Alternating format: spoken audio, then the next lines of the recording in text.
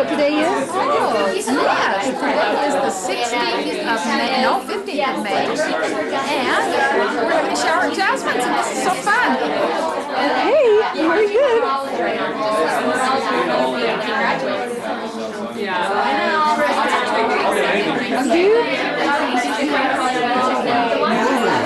Yeah. Tell us who you are. Tell us who you are. Tell us your name.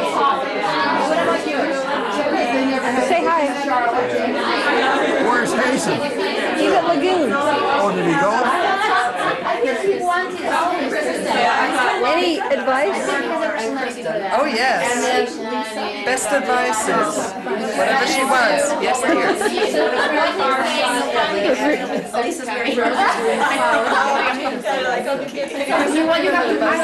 Sue? Hi, Sue. Mindy and Maite. Oh my goodness. She always gets me when I'm talking. I don't know why. Boy, that's hard to do.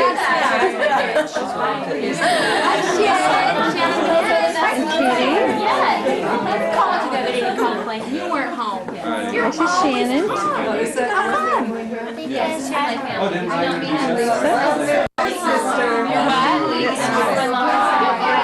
Kristen, what's your advice? Say your name. Kristen, since you just said it. I've seen it. That's right. It's 10 years.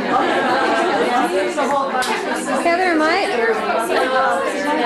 Hello, what's today? Today is the 15th, 3 days from our nuptial festivities.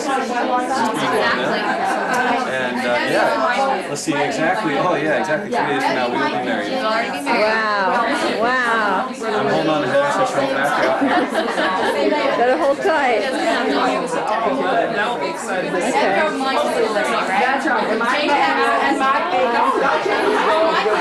Holly and Julie. I just want you to get the connection because it's hard when you have so many. She is no. Okay, any advice? She is advice. She looks so much like Christopher. Okay, that's a good one. That's a good one.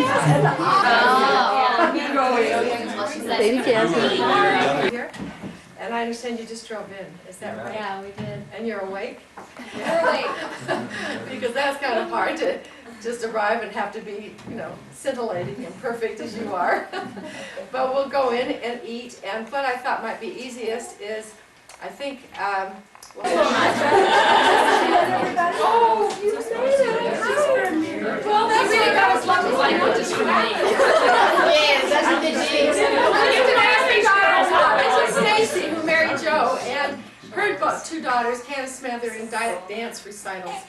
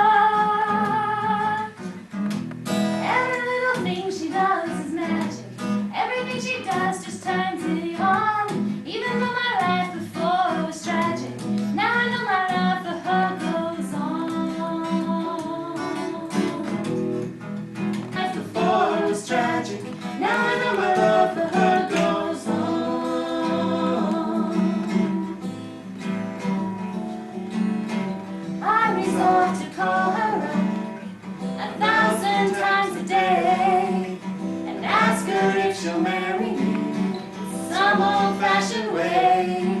But my sudden fears have gripped me, and before I reach the phone, and before my tongue has stripped me, must I always be alone?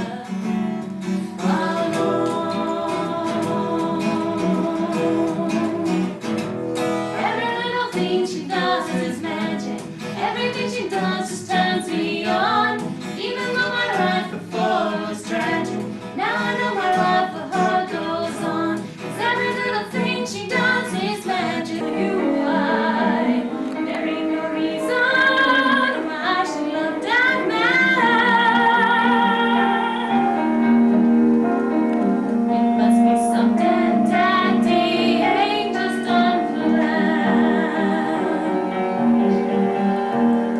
Fish gotta swim, birds gotta fly. I gotta love one man till I die. Can't help loving that man of mine. Tell me he's lazy, tell me he's slow. Tell me I'm crazy, maybe I know. Can't help loving that man of mine. Going to the temple and we're gonna get married. Gee, I really love you and we're gonna get married. Going to the temple of love. Spring is here, the sky is blue. Oh, birds all sing as if they do. Today's the day we'll say I do, and we'll never be lonely anymore. Because we're going to the temple and we're gonna get married. Going to the temple and we're gonna get married. Gee, I really love you and we're gonna get married. Going to the temple of love. Bells will ring, the sun will shine. Whoa, I'll be yours and you'll be mine. We're on until the end of time, and we'll never be lonely anymore. Because we're going to the temple and we're gonna get married. Going to the temple and we're gonna get married. Gee, I really love you and we're gonna get married. Going to the temple of love.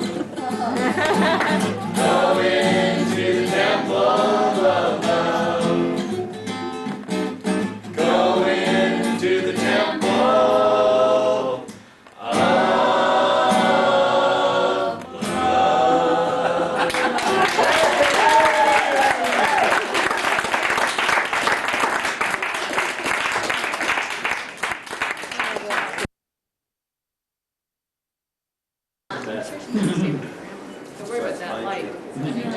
So yeah, I was born in Arizona and raised in St. John's, lived there all my life. And then my freshman year of college, I went to Northern Arizona University in Flagstaff. And then my sophomore year, I moved to Arizona State University, started in speech pathology there. And then this last year, after my sophomore year was over, I met Mike. Really? Yeah. We're all just dying to know how you met. Hear that. Yeah. Well, I was hungry one night, and Herb and I had just come home from school, and they have a Dairy Queen right behind them. So I rolled up. About midnight, Heather was wiping off the table. This girl was making better things. So I started crying. She took her out as a Oh, sort of his Heather was wiping off the later on. table. Maybe I should tell it. Okay, now what's your See, this is what I'm talking about. I don't trust Michael anymore because he tries to trick us so much. Although he's a trustworthy person, I will not trust him. Okay, true story. Well, just to tell a background how I ended up in Arizona. I moved down there in late March of last year, '98, and then Heather and I met the 3rd of June in the Institute Library.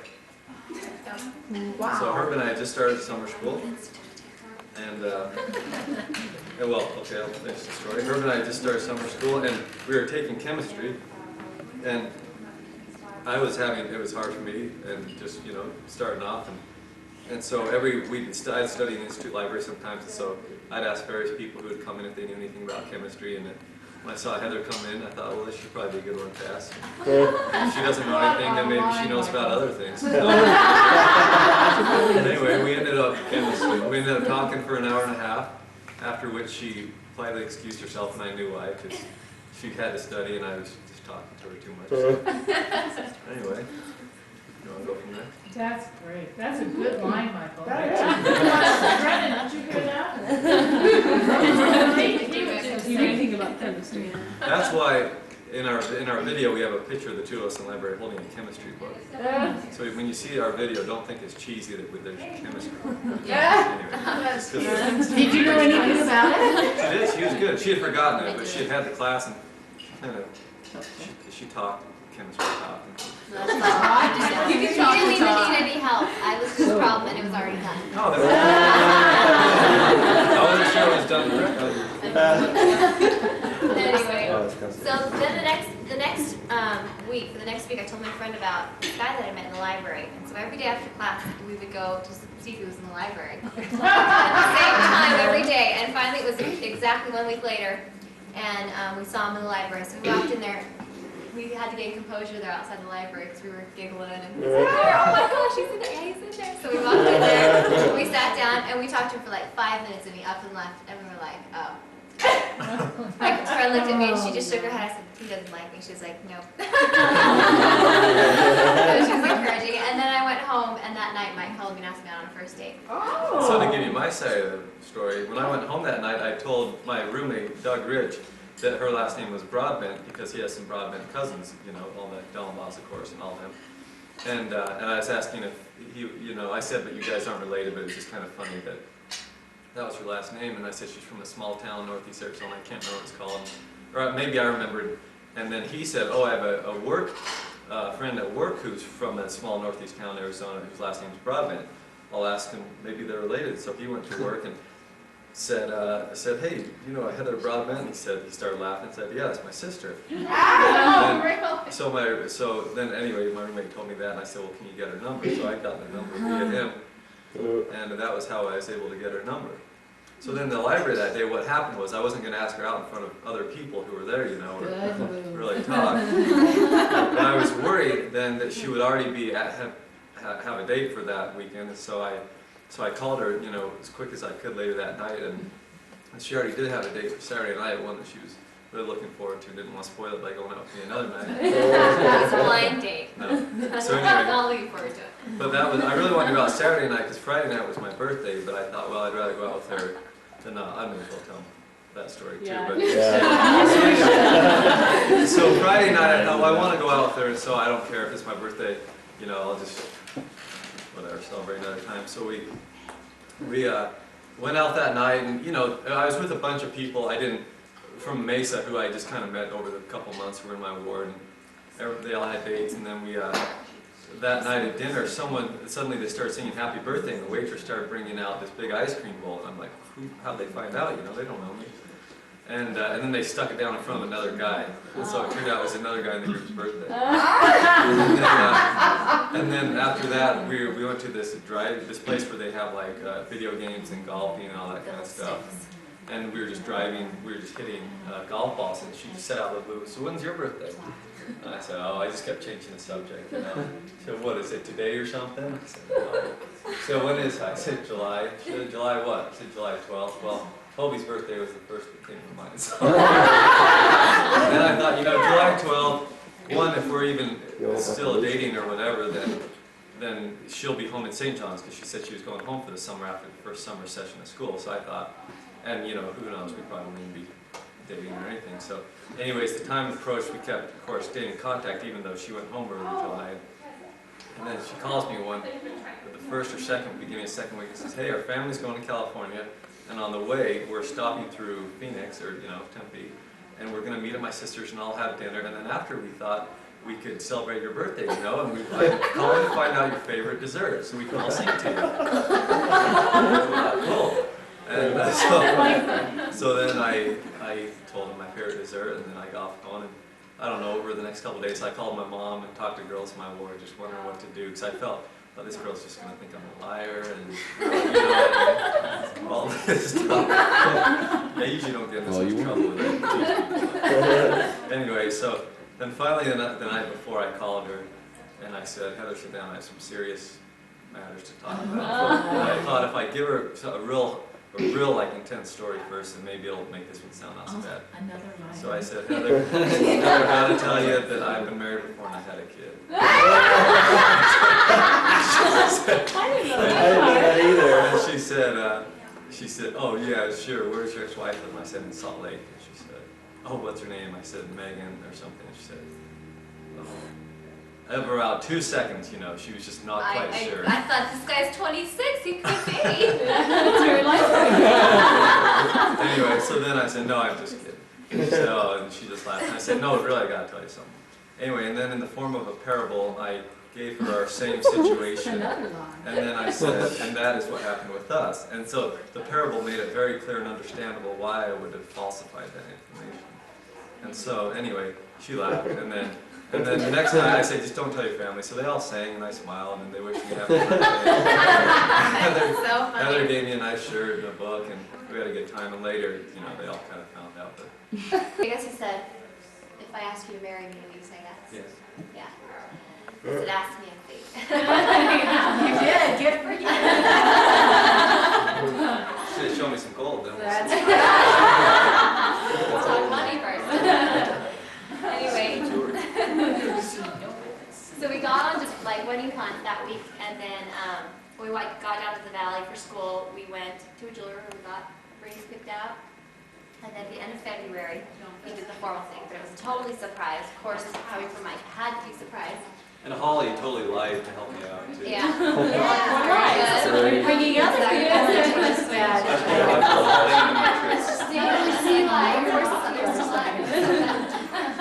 I kind of knew around the time it was going to be done, and he said it would be done on a Saturday. And my parents were going to be that weekend, so I was hoping they could see the ring before they went home, so I was hoping he'd give it to me before they left. But he said that probably wasn't possible because he had to do something that was going to cost money and it would be a big deal, and we couldn't do it Saturday night because he had a pre-med honor society banquet to go to. So at the beginning of the week, I wore the same shirt that I'd been wearing when we first met. And Mike leaned over and he's like, is that the same shirt you were wearing when we just met? And I said, yeah. And they said, no, I wasn't wearing the same shirt, but it was a shirt like it. And he said, you haven't worn that shirt for me for a while. I said, well, when do you want me to wear it for you? He said, wear it Friday. So I came home and I said, Holly, he's going to ask me on Friday. I know he is. And so Holly schemed a little bit with Mike, and she came to me and she said, Heather, he's just stressing out. He knows you want mom and dad to see the ring before they leave, but he can't ask you over the weekend because what he has to do, it's going to cost money, take a lot of time. And so he called me and asked me if it would be okay to ask me next week if you get stressed out about it too much. He's just really worried about it. So I was thinking in my head, why didn't you just present that information to me? Why didn't you come to me? Holly, but I was like, okay, you know, maybe this is a big deal, so it is a big deal. Anyway, so Saturday night we were gonna hang out with her and Heather. Friday night, and I got this phone call at 6:15 when Mike was supposed to pick me up, and he said, "Can you just have Holly bring you over to the institute because we're in a hurry?" So Holly had left something at the institute, so I said, "Sure, she can bring me back." So we went there, and I was supposed to meet in the library, and we walked into the library, and we were kind of running late, so I was in a hurry. And he was sitting, he wasn't in there, it was just empty. And there was just this notebook, and on it, it said, read this out loud. And, what else did it say? Just open and read it out loud, the first couple of pages. So Holly left the room, and I was just sitting there by myself. I sat down, and I started reading. And I kind of faded off. I'm like, I'm the only one in here. Why am I reading out loud? He was under the table. He was underneath the table. And then there was just a line in the story that was left blank, and it was his first line to me, do you know anything about chemistry? And so he came in and said that from underneath the And table. the story was like our courtship. Yeah, how we I'm met and all sorry, that. yeah, it was all about how we met. And so I read just a couple pages, and he came out, Holly took some pictures of us, and then we went to dinner at the first restaurant we'd been to on our first date, and then we went and just did activities the whole night that we'd done on our first date. Went to the same place where we'd gone to the driving range, except for this time we goofy golfed. And Just various dates, jacuzzi, not on the first yeah. date, just several yeah, different dates. various dates. And then he drove me, and throughout the night we kept reading from this story that he'd written me about our courtship. And then he drove me out to this little hill way out in East Mesa that we'd hiked, and he played his guitar to me on before, and that's where he kissed me the first time, on top of that hill. So he took me up there and brought his guitar and played a couple songs, and then he said, I have one more for you, and it was a song that he wrote me. And then he got down on his knee and pulled out the ring. And this is the part she always leaves out, is that as I was on my knee, pouring out my soul, she was laughing at me. I said, what are you doing? I'm trying to propose to you. And she said, she didn't think I had the ring really. And she said, what do you have, a Band-Aid? I said, you're supposed to be crying and not laughing. And then so I pulled it out, and she didn't believe me until I stuck it on her finger, and I was trying to flashlight on it to show her. It was her ring. That's cute. Action cam. You're the